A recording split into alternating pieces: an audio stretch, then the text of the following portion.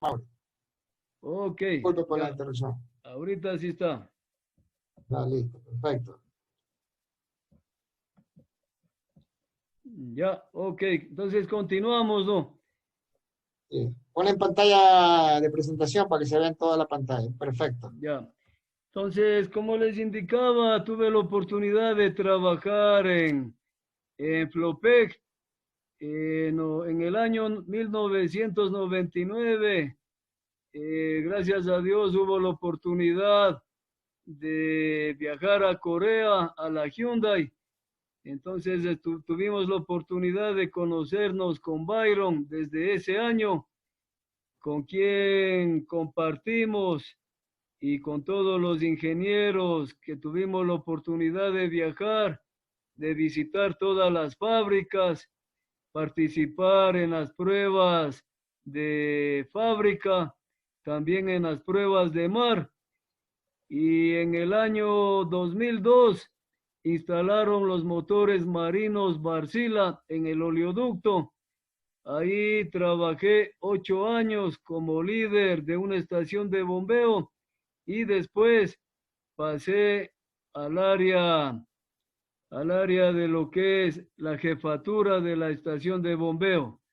Ahí laboré hasta el año 2010 y en el año 2011 ingresé acá a trabajar en el montaje, en lo que es el comisionado, la operación de las plantas de generación Hyundai. Como ustedes pueden ver en la pantalla, son centrales de generación que están ubicados en Quevedo y en Santa Elena. Son motores en línea de 9, 9 cilindros de 1.7 megavatios a 900 RPM. Son motores de 4 tiempos y es lo mismo, ¿no?, que hay en un buque petrolero, es lo mismo aquí en estas plantas termoeléctricas que hay en el país.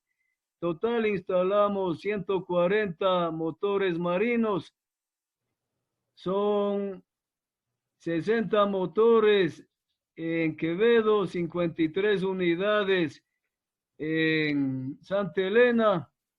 En Jaramijó se instalaron 18 unidades de 8.5 megavatios, son de 18 cilindros, motor en B. Y en el oriente estamos en el campo Auca, en lo que es el campo Oso, 8 unidades, Auca 4 unidades, y también estamos en Lago Agrio, en el bloque 56 con 4 unidades. También se instalaron 2 unidades en Galápagos, en la isla Santa Cruz, y estas unidades son desmontables, se pueden trasladar a diferentes partes del país. Son motores que utilizan como combustible el fuel oil, el número 4 o el número 6.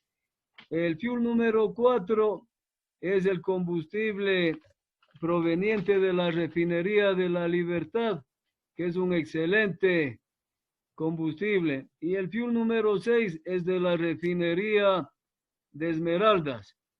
En el área petrolera utilizamos como combustible el mismo crudo.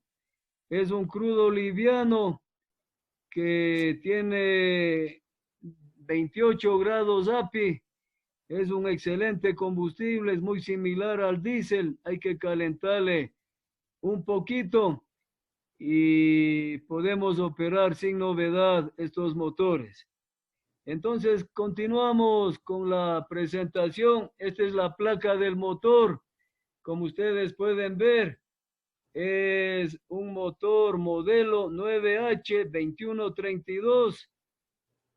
Tenemos el número de serie del motor que dice BF 0251. O sea, este motor es del número 51. La potencia del motor es 1800 kilovatios a 900 RPM. Aquí nos va a ver el orden de encendido, que eso le vemos las marcas en el volante del motor. comenzamos con los números impar. 1, 3, 5, 7, 9, 8, 6, 4, 2. Entonces vamos a indicar la descripción del motor. Como habíamos dicho, es un motor de 4 tiempos vertical de inyección directa con pistones tipo truck. Tipo truck quiere decir que son 2 componentes, la falda del pistón y la corona del pistón. Son de simple acción, tiene un turbocargador, tiene enfriadores de aceite, de aire de carga. El hecho de que sea de 900 RPM es un motor de media velocidad. Un motor de baja velocidad son los motores principales de los buques petroleros que giran máximo a 120 RPM. Un motor de alta velocidad son aquellos que son superiores a 1500 RPM. Pero como este motor es de 900 RPM, es un motor de media velocidad. La configuración de los cilindros es en línea. Aquí normalmente contamos los cilindros desde el turbocargador hacia el volante. Esto es en Hyundai. En Wärtsilä se cuentan los cilindros desde el volante hacia el turbocargador. Entonces, este es un dato muy importante. Entonces, ya habíamos dicho, son 9 cilindros, 900 RPM. La potencia de cada cilindro es 200 kilovatios. Entonces, 200 kilovatios por 9 cilindros le da los 1800 kilovatios, que es el dato de placa del motor. Como está acoplado al generador, existe cierta fricción, ciertas pérdidas, y el generador entrega 1700 kilovatios a la red de conexión eléctrica. El diámetro del cilindro son 210 milímetros. Por eso es que se llama el motor 9H2132. El 21 son 21 centímetros el diámetro. La carrera del pistón, que todos sabemos, es desde que el pistón está en el punto muerto inferior hasta el punto muerto superior. Toda la carrera del pistón son 32 centímetros o 320 milímetros. El volumen del barrido por cilindro, 11.1 decímetros cúbicos. Promedio de la velocidad del pistón, 10.7 metros por segundo. La presión media efectiva, 21.7 bar. La relación de compresión, 17:1. ¿Qué nos indica la relación de compresión? Es que un volumen de 17 veces al subir el pistón hacia el punto muerto superior, entonces se reduce a una 17ava. Eso es lo que indica la relación de compresión. La dirección de rotación en el sentido de las agujas del reloj, visto del lado del generador.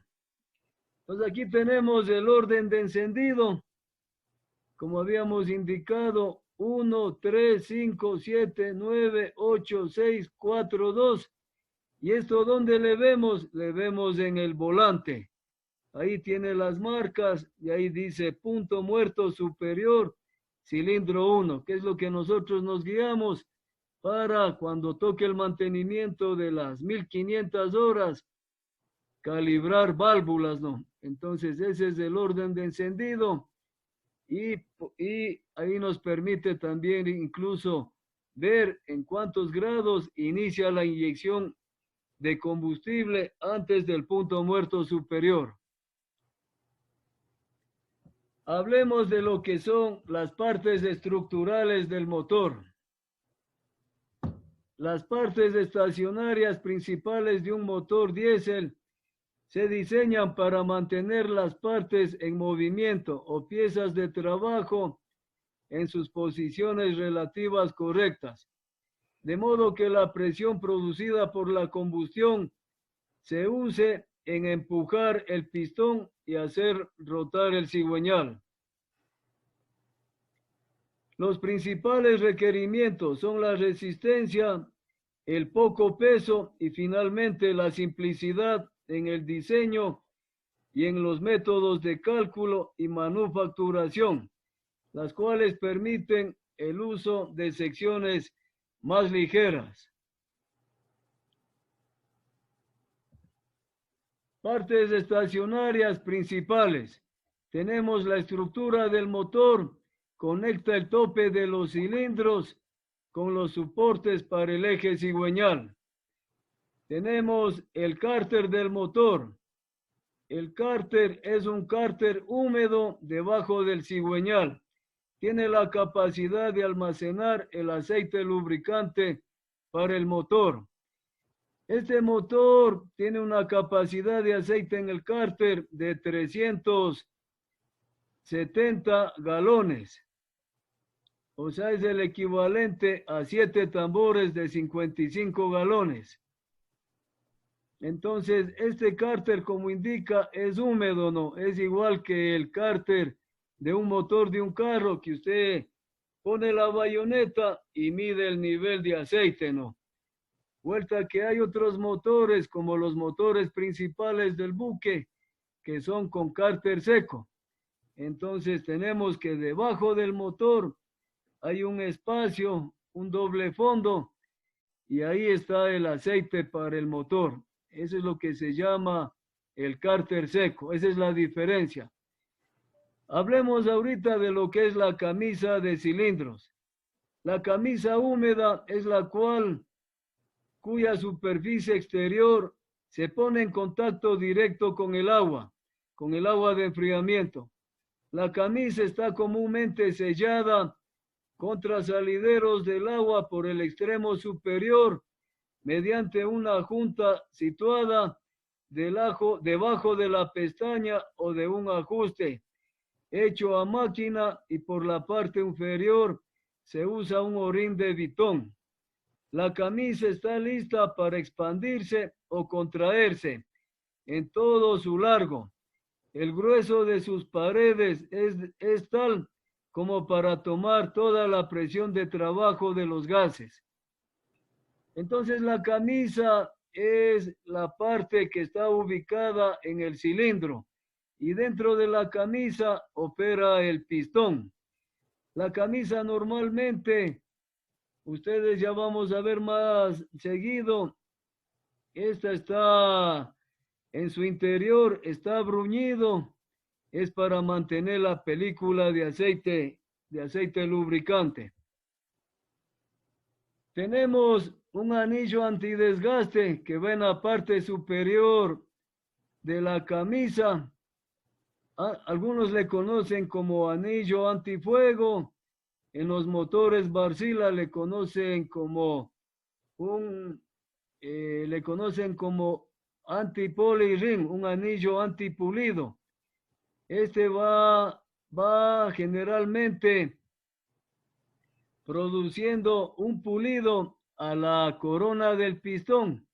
Es justamente para que el carbón que se genera en la cámara de combustión se pega a la corona del pistón, y en este anillo antidesgaste va siendo un pulido, como que fuera un lijado, y este carbón se limpia con el aceite, y este carbón se elimina con las purificadoras de aceite lubricante, y también una gran parte con un filtro centrífugo que vamos a ver más adelante.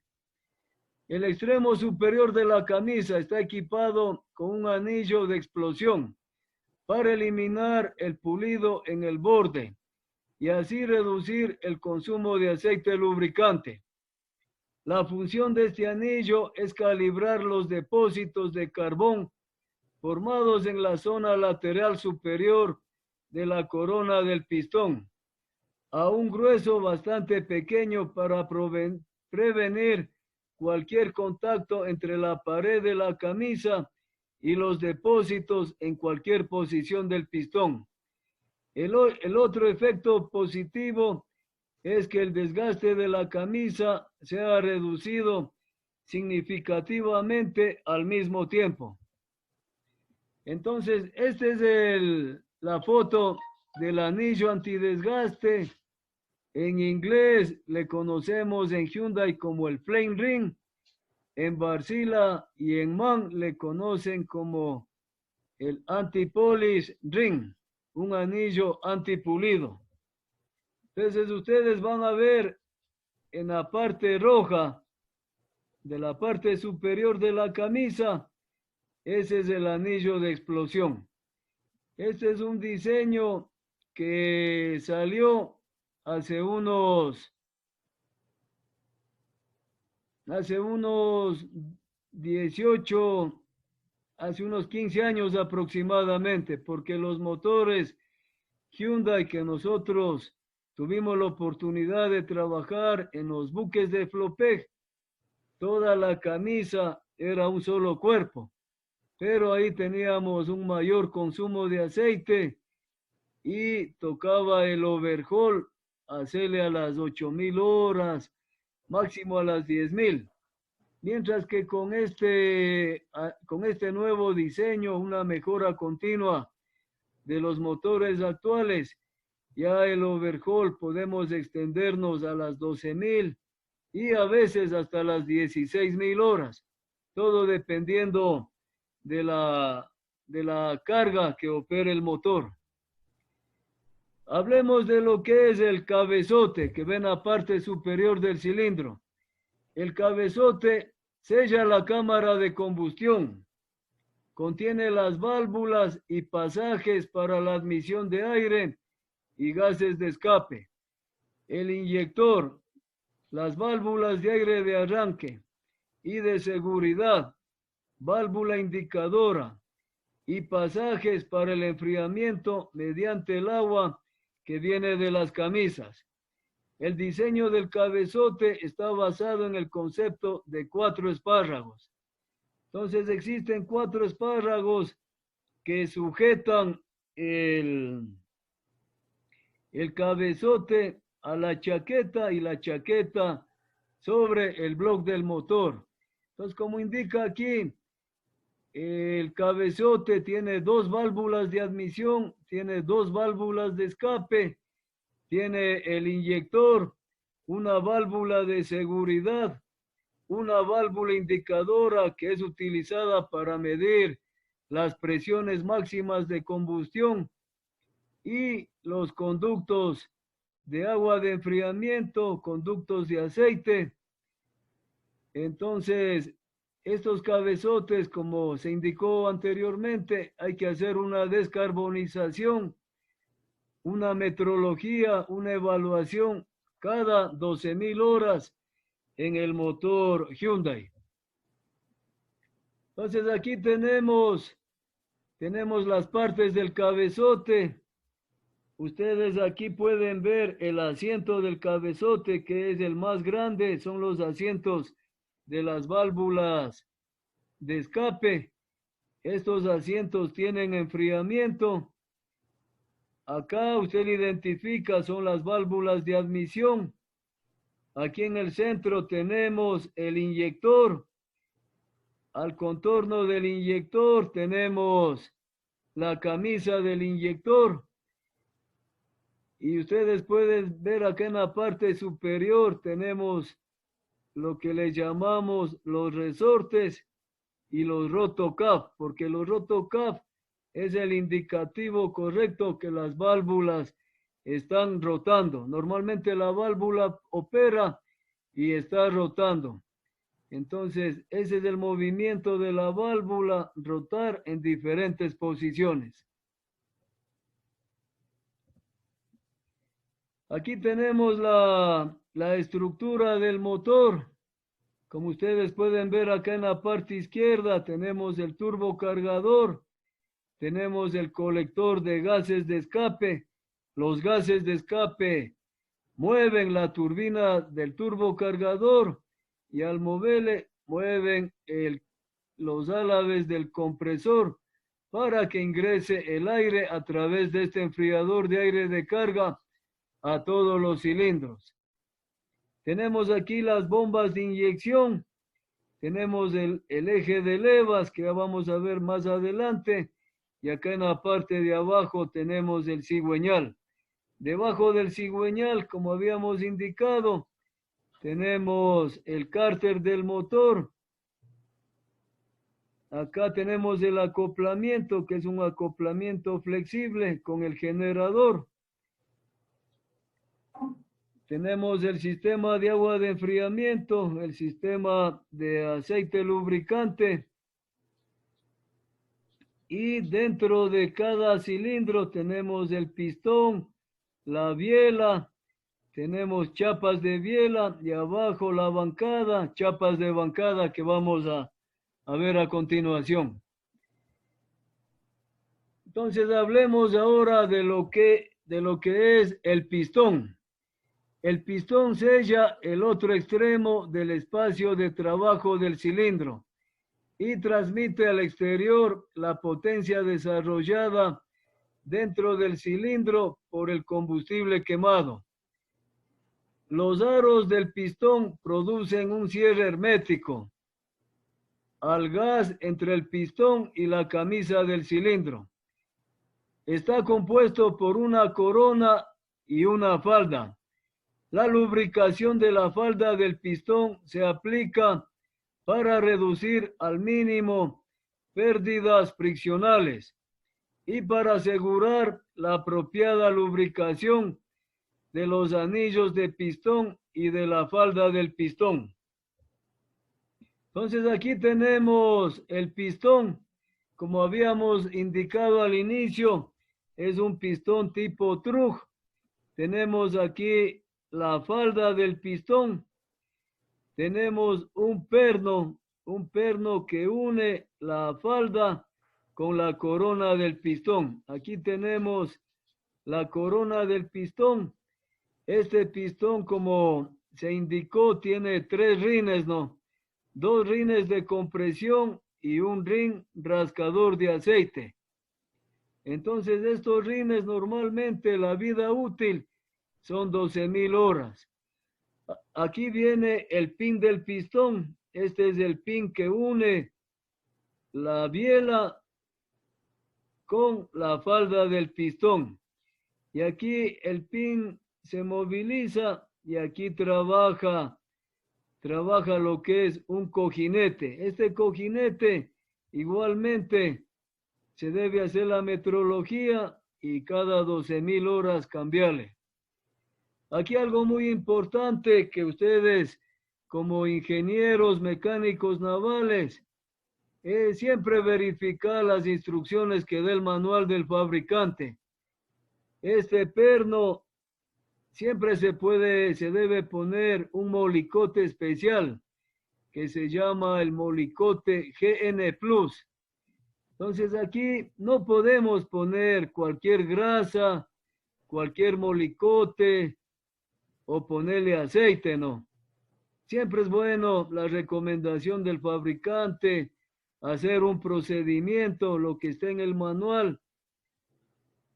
Nosotros normalmente elaboramos procedimientos de acuerdo a la norma ISO 9001 y eso nos garantiza que el overhaul se va a cumplir directamente como dice el fabricante, ¿no? Entonces vamos a evitar al futuro tener correctivos, novedades o Dios no quiera daños de los componentes internos. Entonces esa es nuestra recomendación. Yo sé que ustedes están por un título de ingeniero, entonces esa es la diferencia de un ingeniero con un maquinista, con un motorista, ¿no? El ingeniero siempre tiene que tener ya elaborado procedimientos para los mantenimientos. Y como ustedes saben, la mayoría de manuales vienen en inglés, entonces con la debida anticipación ir preparándonos los procedimientos en español para compartir a nuestros subalternos y también cumplir con la norma ISO 9001, a las cuales la mayoría de empresas estamos certificados. Hablemos de los rines del pistón. El pistón tiene 3 rines, los cuales tienen los siguientes objetivos. El primer rin del pistón, sellar el espacio entre el pistón y la camisa, evitando de este modo que la alta presión de gases de la combustión o la carga de aire durante la carrera de compresión se escapen por debajo de la camisa. El anillo número 2 transmite el calor desde el pistón a la camisa del cilindro enfriado con agua. El anillo número 3 amortiguan partes de las fluctuaciones del empuje lateral del pistón. Cada anillo tiene una tarea específica. Se dimensionan y se perfilan para el funcionamiento constante. El anillo superior, que lleva la carga más grande, está provisto con una capa especial resistente al desgaste. Entonces, el anillo superior prácticamente es el que soporta, ¿no? Todo el golpe, todo el choque de la combustión. Por eso es que este anillo tiene componentes extremadamente de alta dureza. Para que ustedes tengan una idea, para los motores de Jaramillo, los motores 18H 3240 son bien caros, ¿no? Cada anillo está alrededor de $1000. Entonces eso para que ustedes tengan una idea cómo este anillo es diseñado para soportar las cargas más grandes que sufre el motor por la combustión. Hablemos de lo que es la biela. Un extremo de la biela, llamado cabeza de biela, está conectado al pasador del pistón o pin, situado en el pistón. El otro extremo, llamado pie de biela, que tiene una chumacera, la cual encierra el muñón del cigüeñal. Algunos le conocemos a esta chumacera como chapas, ¿no? Chapas de biela. Entonces, la biela transmite el movimiento alternativo del pistón al cigüeñal que está en rotación continuamente durante el tiempo de potencia y viceversa durante los otros tiempos. Entonces, la biela generalmente lo que nosotros hacemos en el mantenimiento es chequear la alineación. Normalmente se le pone en el torno, en un torno entre puntas, y se le verifica. Y generalmente están construidos de acero al carbón, y como se indica aquí, interiormente tiene un orificio que pasa el aceite proveniente del cigüeñal para lubricar en la parte superior a los pistones. Entonces, esta es la biela. Ustedes pueden ver que tiene 3 componentes. Este se llama el eje de biela. Acá tenemos el orificio donde va un cojinete. Entonces, algunos le conocen aquí como cabeza de biela porque está en la parte superior. Otros le conocen como pie de biela porque es más pequeño.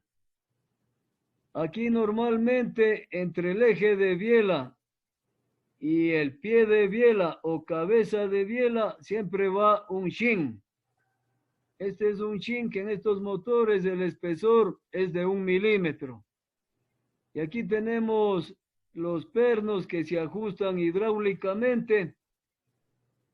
Estas tuercas y estos pernos Normalmente cada 12.000 horas se revisa, se mide la elongación, el ajuste es hidráulico y estos espárragos son los que están expuestos a mucha tensión y estos espárragos en el motor Hyundai, motor MAN o motor Wärtsilä, se debe cambiar aproximadamente cada 24.000 horas.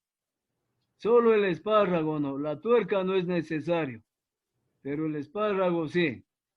Entonces aquí tenemos la cabeza de biela. Interiormente trabaja aquí la chapa superior y la inferior. Y aquí tenemos estos pernos que son los pernos de biela. Estos pernos sí generalmente las tuercas se hace una medición cada 12.000 horas para ver cómo está la elongación. Hablemos de lo que es el cigüeñal. El cigüeñal obtiene su movimiento rotatorio del pistón a través de la biela y el muñón situado entre las manivelas. El trabajo del pistón se transmite finalmente al cigüeñal y este al eje de impulsión del equipo acoplado generador. El cigüeñal gira 2 vueltas para cumplir un ciclo en el motor, en este motor de 4 tiempos. Entonces el cigüeñal es el componente que normalmente toca evaluar, toca hacer una medición de lo que nosotros le conocemos la rugosidad. La rugosidad es para verificar la lubricación, la adherencia del aceite a los muñones del cigüeñal. Entonces, como ustedes pueden ver, el éxito de la durabilidad de los componentes del motor es tener una excelente lubricación. Y un cigüeñal prácticamente, si tenemos nosotros cuidado en el aceite lubricante, que purifiquemos el aceite, que limpiemos los filtros metálicos, cambiemos los filtros de papel, que normalmente aquí se cambia cada 3.000, cada 4.000 horas. Generalmente la vida útil de un cigüeñal está sobre las 200.000 horas, ¿no? Pero es muy importante la calidad del aceite lubricante, los análisis que le hagamos al aceite. Entonces esto es muy importante porque cambiar un cigüeñal es extremadamente caro, ¿no? Toca desmontar el bloque y prácticamente es la tercera parte de lo que cuesta todo el motor. Entonces, muy importante cumplir con el mantenimiento del cigüeñal. En este motor, cada 6.000 horas hay que tomar las deflexiones al cigüeñal. Cada 6.000 horas en este motor hay que inspeccionar un cilindro. Entonces ahí se aprovecha para chequear cómo está el muñón del cigüeñal, lado de la biela y lado de la bancada. Entonces aquí tenemos el cigüeñal, aquí se acopla la cabeza de biela a este muñón del cigüeñal, al muñón de acá al inferior se acoplan las chapas de bancada, el cigüeñal se asienta sobre una bancada. Nosotros acá tenemos un damper de vibración torsional. Aquí tenemos el acople, que es para acoplar al generador, o en el caso de que sea un motor principal, aquí se le acopla al eje propulsor que va hacia la hélice. Y acá tenemos el piñón motriz del cigüeñal, que se acopla a un piñón intermedio que tiene un cojinete, y de aquí se acopla a otro piñón que es el que mueve al eje de levas. Entonces, como habíamos dicho, por cada vuelta del eje de levas, el cigüeñal da 2 vueltas para cumplir el ciclo de 4 tiempos. Hablemos de lo que es el volante. El volante va acoplado al cigüeñal para reducir las fluctuaciones de velocidad, almacenando energía cinética durante los periodos cuando se desarrolla potencia y devolviéndola durante los otros periodos. Entonces tenemos el volante, que es la parte acoplada al cigüeñal y a la vez transmite ya el movimiento al generador.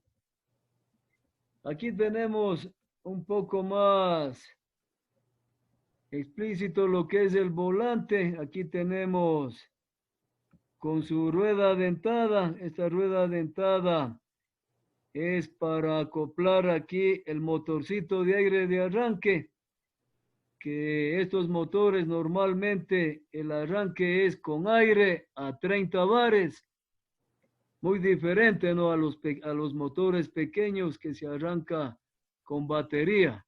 Entonces aquí tenemos un motorcito de aire de arranque que acopla a estos piñones y una vez que ya gire el volante, automáticamente se desacopla el motor de aire de arranque. Aquí tenemos el eje de Camones, algunos le conocen como el árbol de levas. El cigüeñal mueve el árbol de levas a través del mecanismo del árbol de levas que está formado por engranajes situados en el extremo de accionamiento del motor. Entonces habíamos indicado que el piñón motriz a través de un piñón intermedio que algunos le conocen como el piñón loco, mueve al piñón del eje de levas. Entonces el eje de levas está compuesto por 9 segmentos del árbol de levas. Entonces nosotros podemos tranquilamente, si un eje de levas, un segmento se desgasta o ya tuvo algún golpe, algún problema, no es necesario cambiar todo el eje como pasaba en los motores antiguos. Usted tranquilamente desmonta el segmento y le cambia. Y en cada eje de levas existe un cojinete. Estos cojinetes en total son 10 cojinetes y nosotros normalmente cada 6.000 horas tenemos que medir el claro que hay entre el cojinete y el árbol de levas. Y hay una tolerancia. Si es que pasa de esa tolerancia, ya debemos planificar para el próximo mantenimiento, cambiar estos ejes de levas. Estos cojinetes del árbol de levas. En la planta de Jaramijó, y una ocasión también nos llamaron a Flopec, fuimos a cambiar los cojinetes del árbol de levas. Aquí toca desmontar todo el eje y utilizar nitrógeno líquido. Usted el nitrógeno líquido le pone en un termo de espuma flex, y el cojinete, que es un anillo, le pone unos 15 minutos que reciban, ¿no? Porque el nitrógeno líquido tiene la característica de enfriarle hasta menos 34 grados centígrados y usted le monta con la mano, ¿no? Igual lo mismo se hace con el cojinete de la cabeza de biela. Este cojinete igual usted le monta sin problema y solo con la mano, utilizando el nitrógeno líquido para enfriar. Es mucho mejor que que el cojinet, ¿cómo es que el gas freón tiene un poder de enfriamiento más grande, no? Entonces, hasta aquí hemos hablado de todos los componentes del motor. Si es que ustedes tienen alguna pregunta, tienen alguna inquietud, con toda confianza.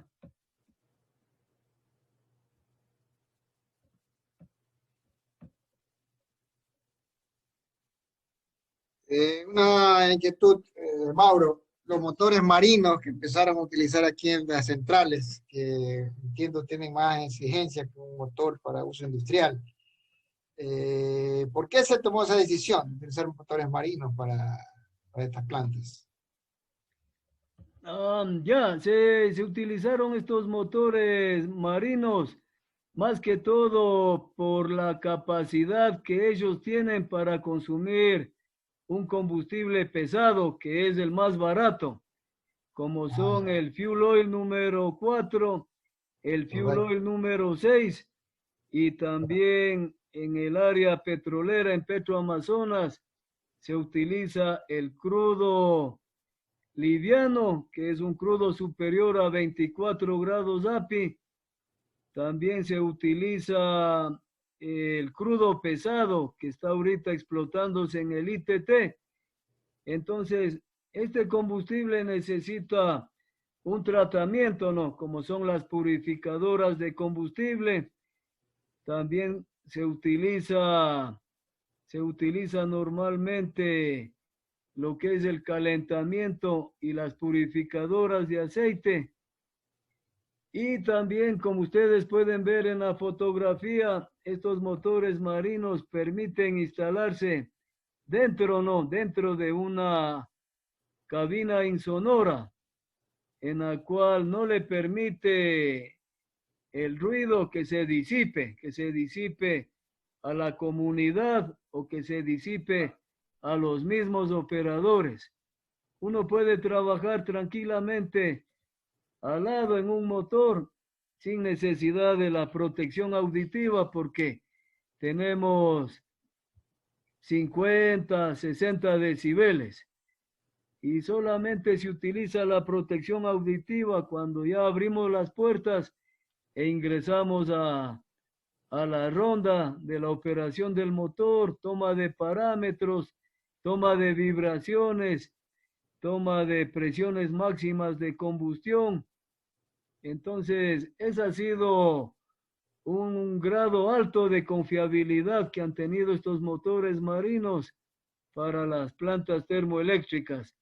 Entonces, estos motores marinos, para que ustedes tengan una idea, se han expandido a nivel de todo Latinoamérica. Estos motores también hay en Nicaragua, existen en Venezuela, también hay en Chile y una cantidad impresionante de estos motores existen en Cuba.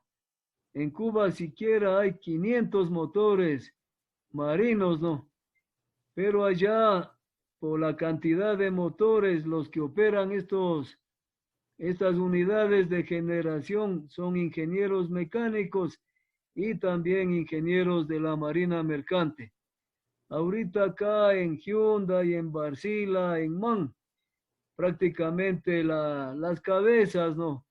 de la operación de estos motores somos ingenieros de la Marina Mercante.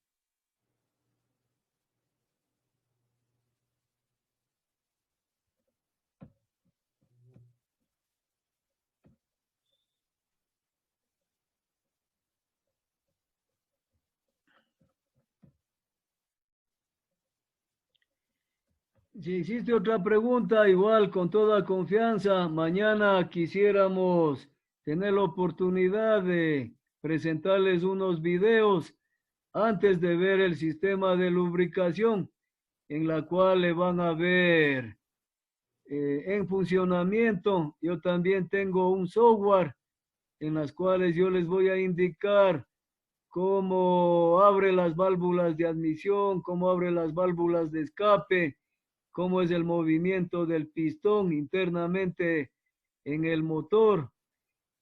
Entonces es un software muy didáctico en la cual yo me he especializado, he tenido la oportunidad de irme 2 veces a Estados Unidos, a la ciudad de Knoxville, y le manejo medianamente bien, en la cual me va a permitir dar un poquito más didáctico para que ustedes le comprendan más ya en funcionamiento al motor. Y también lo más importante, que ustedes como van a ser futuros ingenieros navales, les va a tocar, ¿no? Les va a tocar trabajar con este tipo de motores, ya sea a bordo o también en SELEC, que tienen las plantas termoeléctricas, o también van a tener la oportunidad de trabajar con estos motores en el área petrolera, en Petroamazonas, que tienen instalado bastante estos motores Hyundai, o también los motores Wärtsilä, que son bien, pero bien similares a estos motores. Los motores Wärtsilä también están instalados en los oleoductos. Entonces yo tengo la seguridad, ¿no?, que para ustedes va a haber campos de trabajo muy grandes y estamos dispuestos a ayudarles, a apoyarles, y esperemos que se incremente la producción de petróleo, en la cual van a ingresar más plantas de generación con este tipo de motores al bloque 61 allá en el campo Auca, cerca de el Coca, cerca del Lago Agrio. Entonces es una área donde que va a haber bastante trabajo para los profesionales que se especialicen, ¿no?, en este tipo de motores, porque son unos motores muy confiables, unos motores que nos han hecho quedar bien en el área marítima, en el área petrolera, en el área termoeléctrica, y con excelentes resultados. Y aquí un dato muy importante es que traten ustedes de profundizarse con el inglés técnico. Si es posible, traten de dominar el inglés, porque todos los manuales de esta maquinaria vienen en inglés. Y otro detalle muy importante es que siempre ustedes reciban o soliciten las pruebas de fábrica, las pruebas de banco. Las pruebas de fábrica son que le prueban el motor en el banco, ¿no? Le tienen acoplado un dinamómetro. Entonces, sí sería muy importante que siempre le tengan ustedes esto presente, ¿no? Cuando vayan a trabajar con motores, con este tipo de motores o cualquier tipo de motor, soliciten las pruebas de fábrica y las pruebas de comisionado. Pruebas de comisionado son las pruebas que se realizan con el representante del fabricante, pero en el sitio donde van a operar los motores. Entonces, si hay una diferencia, ¿no? Porque en Corea tenemos temperaturas a veces bajas, pero aquí ustedes ven que en el Ecuador, tanto en el área del oriente como al nivel del mar, las temperaturas ambientales son altas. Entonces va a haber una diferencia. Entonces, estos parámetros operativos que yo les voy a indicar mañana, es bueno que ustedes siempre le tengan para que cuando ustedes realicen una evaluación del motor, tengan con qué comparar.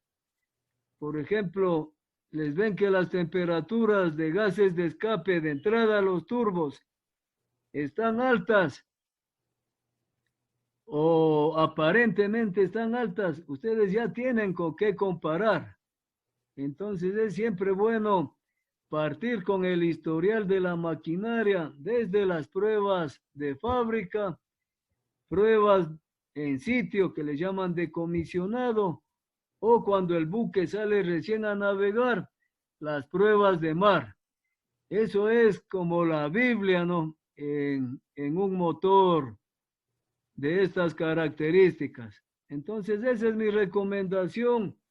Ustedes que se están preparando para ser unos ingenieros mecánicos navales, tienen que abarcar todo lo que es la estructura de un buque, pero ¿quién mueve a los buques? ¿Cuál es la ingeniería de un buque? Es la maquinaria, ¿no? Entonces ya el día viernes vamos a ver un resumen de la maquinaria auxiliar, porque todos estos motores necesitan una maquinaria auxiliar que le alimente de combustible, que le alimente de agua, que le alimente de aceite lubricante, que le alimente de aire de arranque, que le alimente de aire de control. Entonces vamos a ver un resumen de toda la maquinaria que se requiere. Igualmente el aceite, el agua necesita calentarse en algunas plantas como en el área petrolera. Los calentadores son eléctricos porque allá el combustible es un combustible volátil, es un combustible que tiene un punto de inflamación menor a 37,5. Entonces el combustible es volátil. Pero si nosotros tenemos un combustible pesado, como en los buques, tranquilamente con las calderas que son mucho más económicas que estos equipos intrínsecamente seguros, van a calentar el agua, el aceite, el combustible. Entonces, todo eso vamos a ver el día viernes, lo que corresponde a un resumen de la maquinaria auxiliar. Eso de mi parte, yo les quedo inmensamente agradecidos por haber asistido a este resumen de lo que es el motor Hyundai, que en cierto modo son las mismas o similares especificaciones que un motor Caterpillar, que un motor Wärtsilä, que un motor MAN, que son los que existen, ¿no? En todas estas plantas termoeléctricas. Y obviamente también existen en los buques. En los buques, por ejemplo, de Flopec, la maquinaria es muy similar. Entonces la experiencia que nosotros hemos tenido en Flopec ha sido muy valiosa y me sirvió a mí muchísimo para la operación del oleoducto. Y estando en el oleoducto, tuve la oportunidad pues de venir a trabajar acá. Y igual, no, yo aquí comencé pues desde abajo, como se inicia la profesión. Comencé de ayudante de un ingeniero coreano que estaba de garantía en la central de Santa Elena. Y después, ya gracias a las bases que hemos tenido de trabajar en Flopec, en el oleoducto, ya fuimos seleccionados por 2 ocasiones para recibir entrenamientos en fábrica allá en Corea y hubo la oportunidad de estar por 2 ocasiones nuevamente. Y es una satisfacción, ¿no?, que nos llevamos en nuestra vida profesional por el crecimiento que hemos tenido con estos motores, con la maquinaria auxiliar, con la maquinaria marítima, la cual nos ha permitido de una manera muy humilde, ¿no?, seguir creciendo profesionalmente y ayudar, porque hemos ayudado a bastante personal en SELEC, en Petroamazonas, con fuentes de trabajo, hemos dado capacitaciones, Hyundai también a través nuestro certifica a los técnicos, porque ahora para darle mantenimiento a estos motores, ya las empresas como SELEC, como Petroamazonas, piden que los técnicos que van a intervenir estos motores estén certificados por el fabricante. Ingeniero, tengo una pregunta. Sí, adelante. Sí, sí, está muy buena su información, muy explícita y técnica. Pero yo antes estábamos hablando de motores VAN, motores Hyundai, Warsilia. Yo quería saber en qué tiempo de horas de trabajo se le hace el estudio en el laboratorio del aceite y qué podemos sacar del estudio, qué características nos puede dar del motor. Excelente, excelente, muy buena pregunta, muchas gracias. Justamente ese tema le vamos a ver mañana, ¿no? El sistema de lubricación, pero me adelanto, ¿no? Me adelanto en indicarle, ¿no? Que acá Hyundai recomienda cada 500 horas tomar una muestra de aceite. La muestra de aceite se le toma en todo motor, principalmente aquí en el Hyundai, siempre después de los filtros secundarios de aceite. O sea, se supone que el aceite ya pasó, ¿no? Pasó por el cárter, pasó por el enfriador de aceite, pasó por la válvula termostática de aceite, pasó por los filtros. Entonces ya está el aceite frío, está filtrado, está depurado, está limpio y va a ingresar al motor. Entonces, queremos saber cómo va a ingresar el aceite al motor y por eso Hyundai recomienda tomarle en una válvula que queda ubicado después de los filtros. Hay una válvula tanto en Warsilia como en Hyundai que es específicamente para tomar una muestra de aceite. Hyundai recomienda tomar 1 litro de aceite para hacer un análisis físico, químico y metalográfico.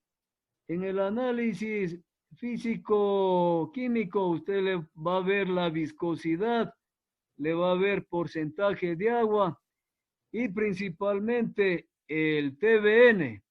El TBN del aceite es el grado de alcalinidad que tiene el aceite lubricante para absorber la acidez del combustible, o sea, la acidez que se genera en la cámara de combustión, porque el combustible que hemos hablado es un combustible pesado que sale, ¿no?, de la refinería o en el oriente sale de los pozos petroleros, pero tiene un alto porcentaje de sulfuro. Entonces vamos a ver mañana, de acuerdo al porcentaje de sulfuro, qué TBN del aceite debemos utilizar. Pero me adelanto, ¿no? Cuando el motor opera con diésel, el TBN generalmente es entre 10 a 12. Cuando opera con un crudo de bajo sulfuro, normalmente es 30. Pero en este caso que consumimos un combustible con un porcentaje de sulfuro mayor al 2%, utilizamos un aceite TBN 40. Otra característica muy importante que vemos en el análisis físico-químico es el grado de contaminación que puede tener el aceite con silicio. Es porque generalmente algunas plantas no han realizado un estudio de impacto ambiental. a veces han instalado una planta de generación al lado, diga usted, de una fábrica de procesamiento de cemento, de cal, o al lado de otra planta de generación. Entonces, o es un área polvorienta. Entonces, los turbocargadores que succionan el aire del medio ambiente van a aspirar polvo, ¿no? Y ese polvo es como una lija internamente en el motor que le va a causar desgaste. Entonces ahí vamos a ver el porcentaje de silicio.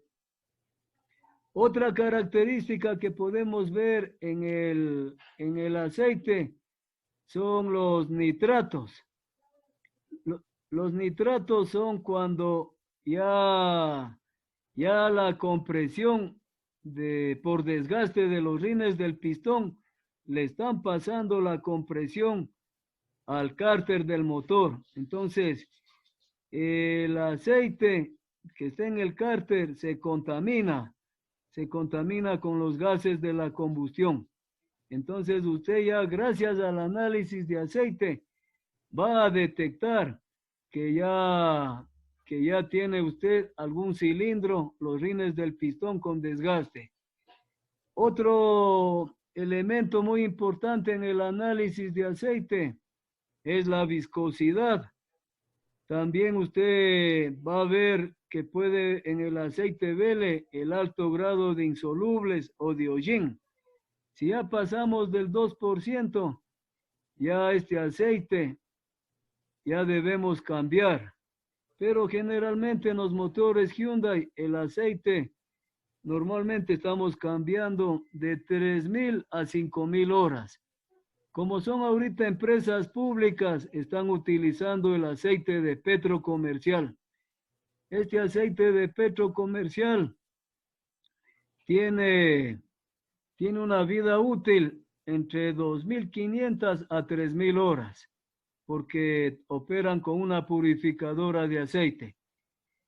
Pero si usted utiliza un aceite que sea un poquito más caro, de mejor calidad, como el aceite Shell, el Texaco o la Móvil, tranquilamente le va a durar 5.000 horas, pero le garantiza una durabilidad y confiabilidad de los componentes internos, siquiera por unas 36.000 horas. Acá con el aceite de petro comercial, que tal vez por un lado es bueno, ¿no? Porque debemos utilizar lo nuestro, pero es una recomendación de parte nuestra y hemos recomendado a Petro Comercial que se debe mejorar, ¿no?, la calidad en el proceso para que tenga mayor eficiencia. Entonces el aceite lubricante, vamos a ver el día de mañana lo que es el sistema de combustible, el día miércoles el sistema de agua de enfriamiento, vamos a ver el jueves, y un resumen de la maquinaria auxiliar estaríamos viendo el viernes. Entonces, no sé si tengan otra pregunta, estamos a la orden. Ahora es la oportunidad de que ustedes pregunten con toda confianza, y lo poco o mucho que hemos logrado aprender en estos años de experiencia, estamos con la mayor buena predisposición de compartir estos conocimientos, y que no sea la primera vez, ¿no? Siempre nos ha gustado ayudar, capacitar, enseñar, porque también hemos recibido bastantes capacitaciones y la experiencia de haber hecho el mantenimiento, el overhaul a estos motores nos da la oportunidad para hacer una retroalimentación a ustedes que lo están haciendo en la universidad, y que sería bueno, ¿no? Sería bueno que este tipo de capacitaciones o seminarios se vayan dando más seguido, y en lo posible hacerlo con visitas profesionales, hacerlo más práctico, que es donde que ustedes van a sentirse más seguros en los conocimientos adquiridos. Ingeniero, buenas Excelente, noches. estimado Mauro. Hay otra pregunta, hacia adelante. Sí, ¿sí me escucha? Sí, sí, adelante. Ya. En cuanto a lo laboral, usted había manifestado que estuvo trabajando en Flopec. ¿Cómo fue su llegada ahí? O sea, ¿cuál fue, aparte del título de tercer nivel, que es algo vital ahí para empezar a laborar, ¿cuáles fueron las otras aptitudes y aptitudes que le pidieron para estar laborando en la empresa petrolera? Ah, ya, excelente pregunta. Bueno, yo tuve la oportunidad de estudiar en la Marina Mercante en Guayaquil. Nosotros nos graduamos de terceros ingenieros. Como terceros ingenieros, nosotros estamos a cargo de la maquinaria auxiliar en los buques, ¿no? Que son compresores, bombas, purificadoras, motores de botes salvavidas. Entonces, nosotros nos sentimos con la responsabilidad de la maquinaria auxiliar por 3 años. Después de los 3 años, uno presenta una memoria profesional y va a un curso de actualización, y es un curso de ascenso al grado de segundo ingeniero. Entonces, nosotros como ingenieros de la Marina Mercante, tuvimos la oportunidad de presentar nuestras carpetas en todas las empresas navieras, ¿no? Porque nos dan una matrícula de oficial de máquinas de la Marina Mercante. Pero al mismo tiempo, nosotros tuvimos compañeros que eran ingenieros mecánicos, ingenieros industriales o ingenieros eléctricos, en la cual la Marina Mercante les da la oportunidad de hacer el último periodo o el último semestre en la Marina Mercante, y con nosotros se fueron a hacer el año de prácticas en los buques. Entonces ahí usted tiene la oportunidad de tener otra profesión, ¿no?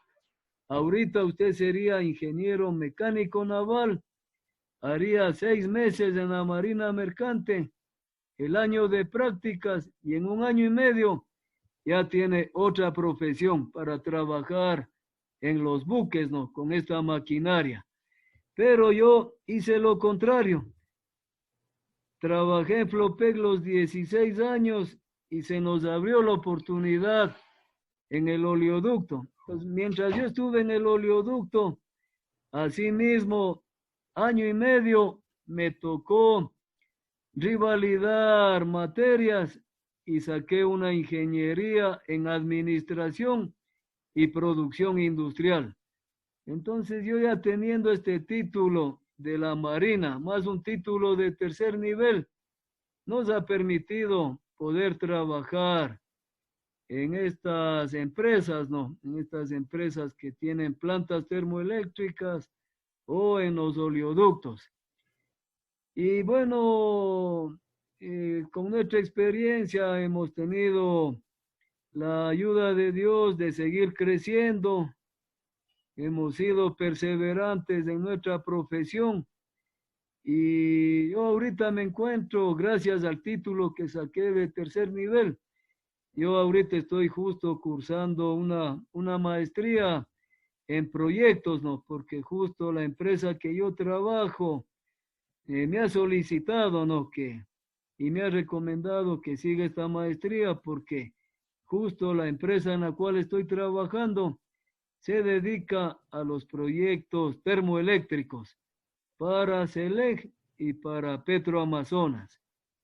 Entonces, ese sería un resumen de cómo ustedes pueden manejarse en el ámbito laboral una vez que concluyan su carrera como ingenieros.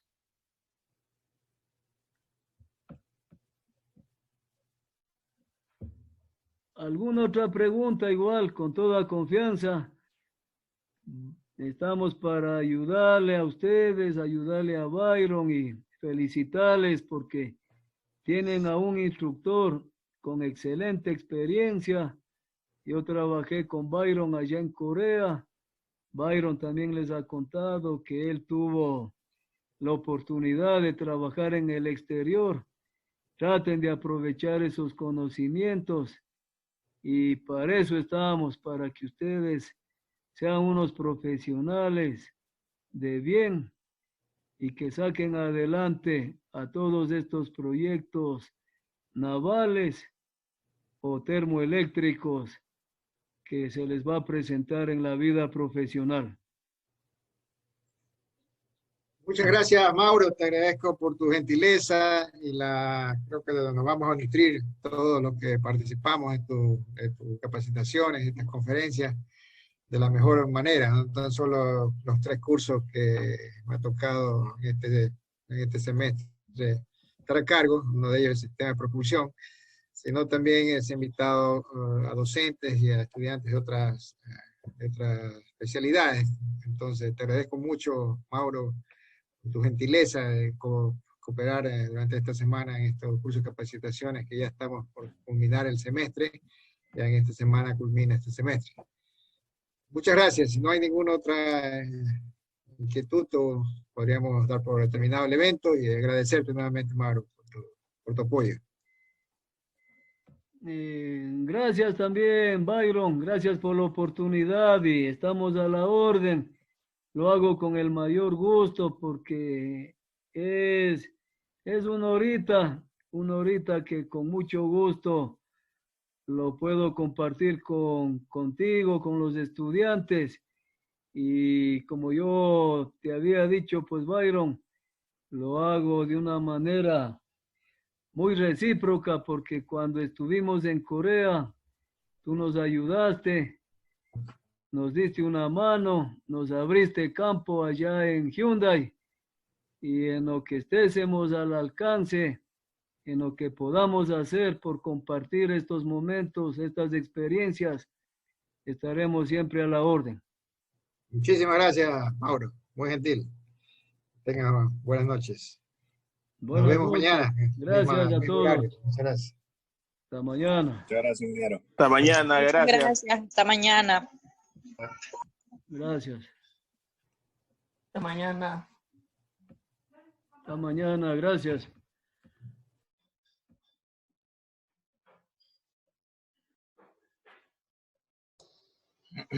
Saludos, Mauro. Patricio Guerra te saluda. Un abrazo. ¿Cómo Gracias. estamos? ¿Cómo estamos? Gracias, Patricio. Qué gusto saludarte a los años. Sí, muchas gracias también. Muy enriquecedor ¿cómo se llama? Tu intervención. Gracias. Por ahí Byron me compartió la reunión entonces llegué un poco atrasado, pero muchas gracias. Igualmente te mando saludos a ti, Byron. Y Mauro, un abrazo, un gusto verles. Gracias, felicidades y éxitos por allá por Galápagos, ahora que ya están reiniciando el turismo. Así es, muchas gracias, Mauro, un abrazo, un gusto verte. Gracias, que pases bien. Sí, estuvo bien, qué bueno, hermano.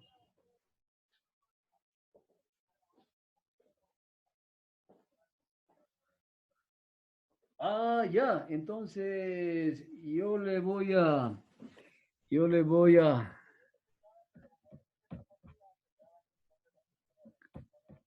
Ya.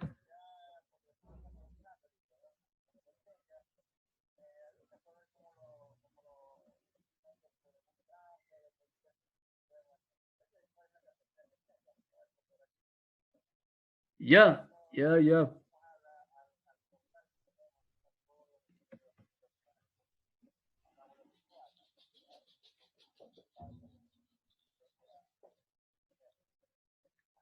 Ah, ya, claro, yo te subo a la nube y ahí te comparto para que